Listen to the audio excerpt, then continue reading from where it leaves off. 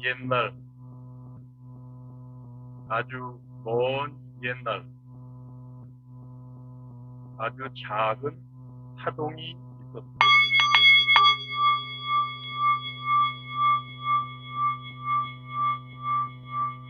그로부터 우주는 깨어났고 모든 것이 비로되었습니다. 이제 그 아름다운 이야기를 시작하겠습니다. 안녕하십니까? 저는 경락혁명가이며 리코드 의수를 발명한 명예 이학박사 이홍재입니다.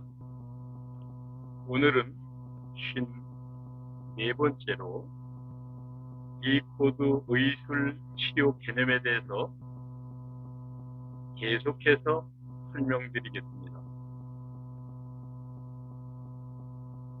먼저 시간에 리코드 의술의 치료에 대해서 설명하는 과정에 이렇게 그 집안은 이제 마을 사람들을 모두 다 이렇게 아플 때 도와주는 사람들, 활용 사람들 집안 뭐 이렇게 되지 않았을까, 이렇게 전수됐다고 저는 보는 거예요. 이것이 이와 같은 사례들을 조금 발전시키면 어떤 일이 되냐? 왜 주물르면 낫지? 그리고 예를 들면 이럴 수도 있어요. 이렇게 주물르다 보니까 아야 그런단 말이죠. 그런데 먼저 다른 아저씨 등을 고기를 만드니까 아팠는데 그 아저씨는 소화가 잘 안 됐어요. 손을 딱 문지르니까 아야 그러는데 그 하면서 프림을 하고 이게 쑥 내려가서 그냥 오랫동안 소화 안 돼가지고 아주 고생을 많이 하셨다고 그럼 이렇게 찾아졌을 가능성이 있습니다. 저는 제 경험이 그렇습니다. 이게 결입니다. 제가 이 리코드를 하면서 이를테면 저는 여기 이제 요치라는 것을 찾았는데요.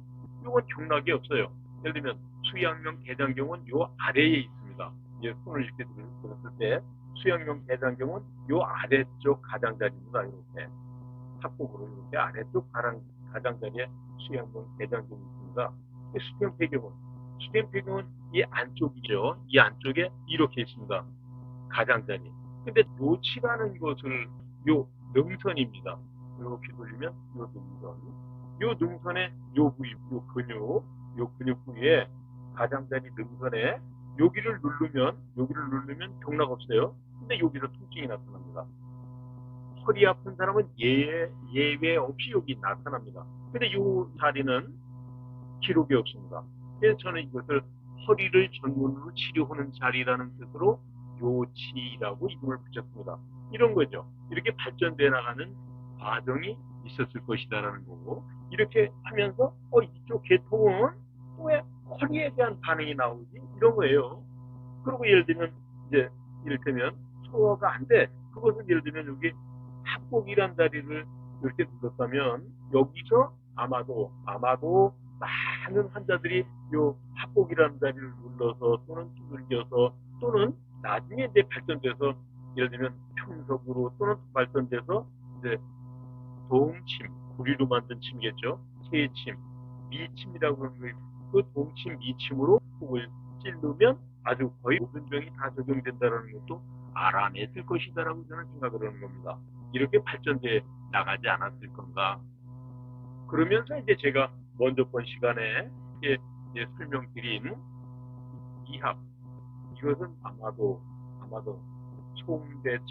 송대에서 대단히 많이 발전되지 않았을까 싶은데요. 이학이 발전됐을 겁니다. 이 이학의 근본은 1400년 전에 공자님께서 이게 제시했었던 보면 우리가 유교라고 하는 유교로부터 발전된 성리학이 있죠. 그 성리학의 이를테면 원리가 역사적인 배경으로 봤을 때에 16세기, 17세기 정도 됐을 때 우리 동양론의 기반에서 성리학이라는 것이 발전된 거고, 성리학의 이론이 이학이라는 것이 나라에 들어온 것으로 17세기 초. 그러면 이제 그것이 고려 말 조선 초 때에 우리나라에 들어왔을 거라는 이런 것이 정설인데, 그때 그 송나라 때 그러고 이제 우리나라로 본다면 송나라에서 발상된 것이 우리나라의 전수대에 왔다고 보는 거죠. 왜 그러냐면 그때 이전에는 우리나라의 고려 때는 고려 때까지는 불교가 아주 왕성하게, 우리나라 그때 당시 불교의 수준은 인도에서 시작해서 중국을 거쳐서 우리나라로 왔든, 또는 인도에서 바로 우리나라로 바로 왔을 가능성이 있어요. 왜냐하면 삼국사기에 불교를 설명하는 과정에서 상주 지역의 흑호자, 흑은 검다는 뜻이고요. 호는 외부인. 그러면 이게 한자로는 이제 오랑캐라는 호자인데, 이건 우리 지금 현재 개념으로 오랑캐라고 말하는 것은 합당하지 않다고 보고, 외국인이라는 뜻으로 보면 어떨까? 검은 외국인. 그거 중국이나 한국에는 없는 혈통의 분들이잖아요. 인도 분들이 여기 해당되지 않았을까 싶습니다. 그럼 인도 스님이 와서 직접 신라에 이런 불교를 가르치고, 불교라고 할 때 교는 가르친다는 뜻이에요. 그 이전에 이제 주라는 게 있죠.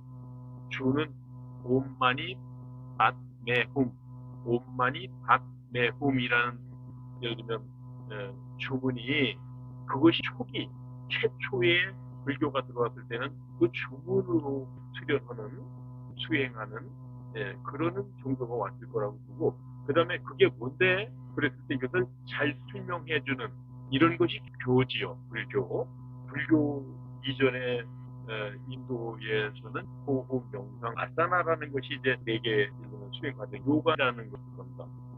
요가는 이런 수행 과정들이 요가라는 거죠. 그때 이제 불교, 그 다음에는 이제 이를테면 선종이라고 하는 것이 신라 통일 시대는 있을 것인데, 이것이 고려 말까지.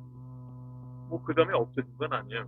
바뀐다는 뜻이죠. 새로운 학문이 도입돼서 이게 바뀌는데, 유교가 들어오면서 유교를 따라서 이제 이론적인 것이 이제 통리학이 들어오고, 그러고 이제 세분화해서 이학이라는 것으로 설명을 하는데, 그 이학이 바로 우리 몸에 대해서 치료에 대한 한방 의료의 이론적 기반이 된다.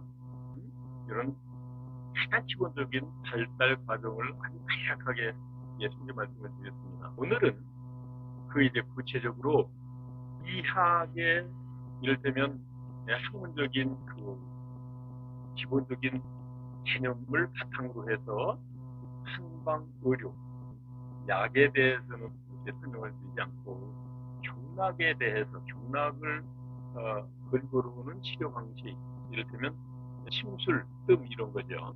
또는 이제 거기에서 이렇게 두들기는, 예를 들면 주물르는 이런 방법들이 발달돼서 경락이 찾아지고 병열이 찾아지고, 또는 이제 시대가 이렇게 수천 년 내려오는 과정에서 이를테면 그 시대의 최고의 학문들과 이렇게 접목이 되는 그런 과정이 있었을 것이다라고 저는 생각을 하는 거죠.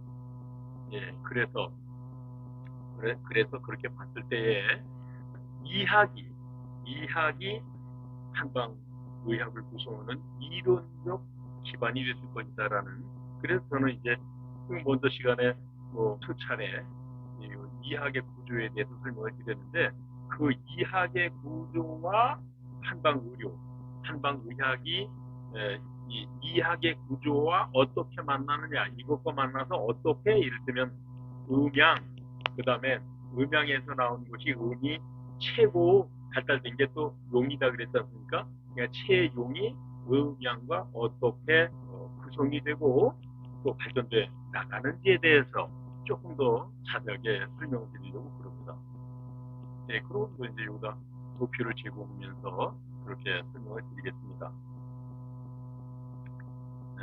지금 여기 이제 설명드리고자 하는 요 이제 그림, 요것은 제가 저술한 흉명경락, 신경 14경락 도해의 일사죠.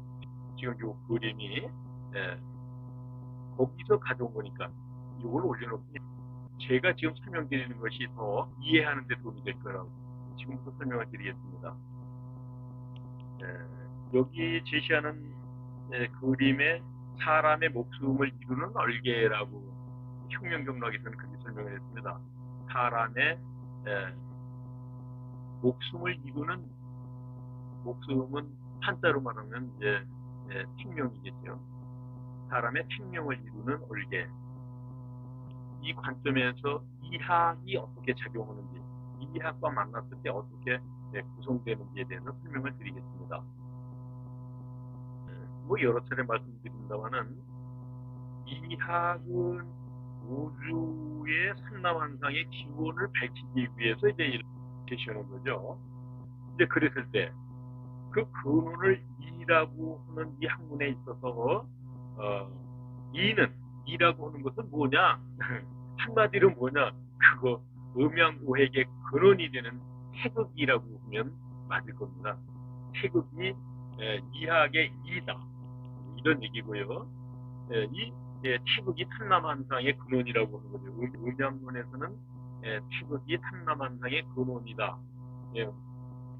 두 개의 개념이 있었다. 그 두 개의 개념이 음양 아니겠어요? 양과 두 개의 개념이 있었다. 여기에서 이제 요게 움직이기 시작하죠. 이렇게 움직이기 시작하죠.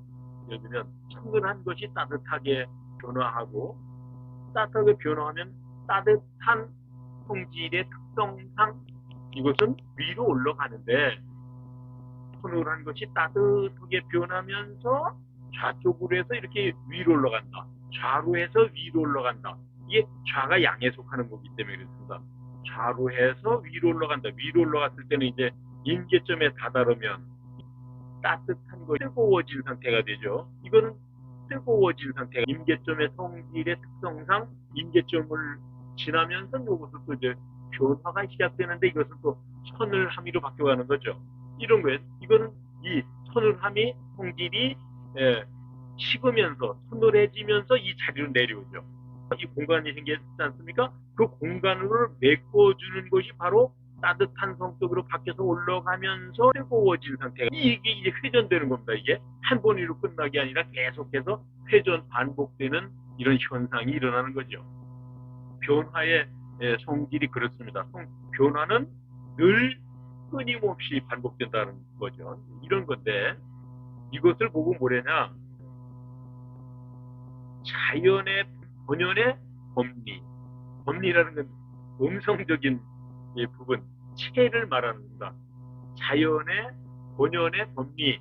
요것은 체가 그렇다는 거예요. 체. 근원이 음적인 것은 법리라고 하고 양적인 것은 이것을 또 법리에서 이렇게 올라가서 바뀌어서 양성적인 것이 됐을 때는 이것을 도리라고 말합니다. 기본적인 틀을 제시했다. 이렇게 생각하고 그래서 저는 이제 이것을 이 다음 시간에 더 설명을 드려서 이것을 마무리할 거다라고 설명을 드리고 오늘은 또 시간이 돼서 여기까지 하겠습니다. 다음 시간에 계속해서 설명을 드리도록 하겠습니다. 오늘 여기까지 하겠습니다.